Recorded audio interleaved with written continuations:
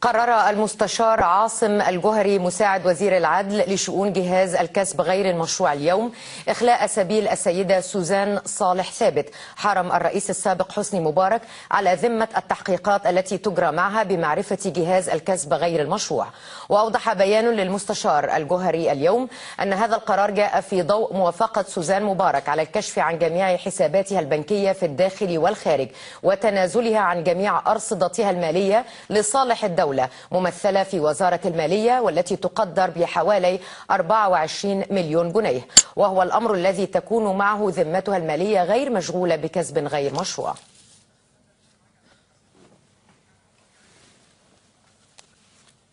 لمزيد من المتابعة معنا عبر الهاتف السيد علي حسن المراسل القضائي لوكالة أنباء الشرق الأوسط. سيد علي، ما لديك من تفاصيل بشأن الإفراج عن زوجة الرئيس السابق؟ هو طبعا بيضاف اللي حضرتك قلتيه. نعم.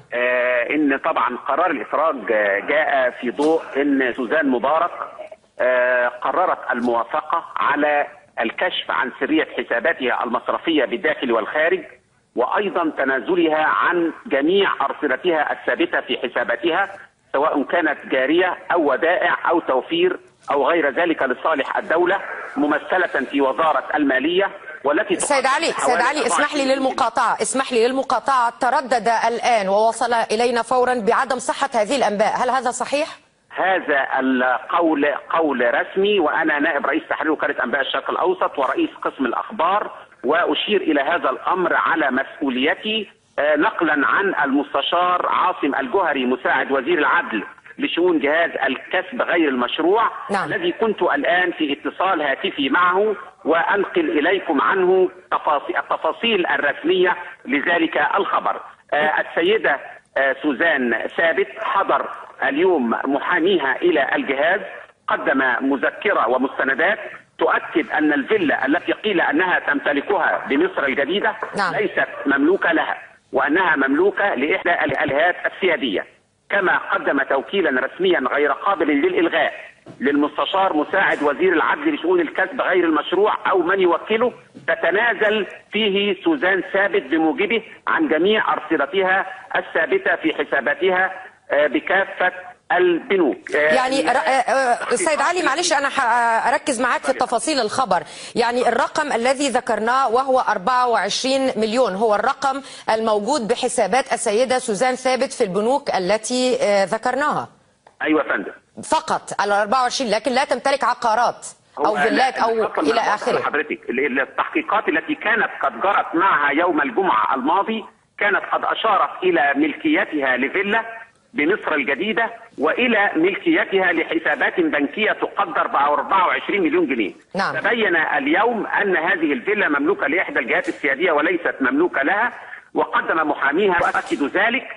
أما فيما يتعلق بمبلغ ال 24 مليون جنيه فقالت أنها كانت قد تلقتها في صورة تبرعات لأنشطتها الخيرية بالداخل والخارج، وأنها تتنازل عن هذا المبلغ بالكامل لصالح الدولة.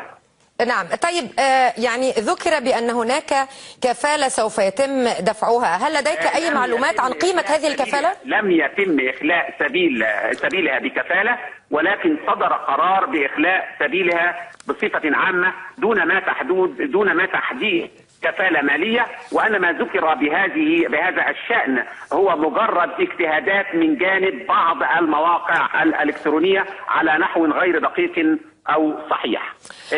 انتهى جهاز الكسب غير المشروع إلى عدم وجود مبررات لاستمرار الحبس الاحتياطي لسوزان ثابت احتراما للقانون، وأشار المستشار عاصم الجوهري إلى أن هذا الإجراء الذي اتخذ مع سوزان ثابت هو إجراء قانوني طبيعي يطبق نعم. في مثل هذه الأحوال، لا سيما في ضوء تنازلها الكامل عن جميع أرصدتها. طيب سيد علي حسن المراسل القضائي لوكالة أنباء الشرق الأوسط، نشكرك. لكن خليك معنا عشان تسمع الخبر الرسمي الذي جاءنا الآن.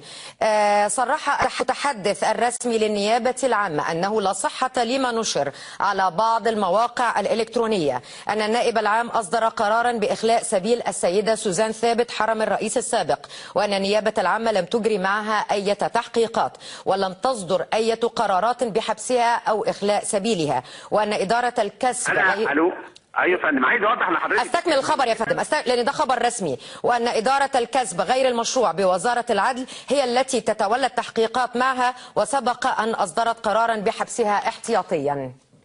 هذا هو البيان الرسمي الذي جاءنا من مكتب النائب العام.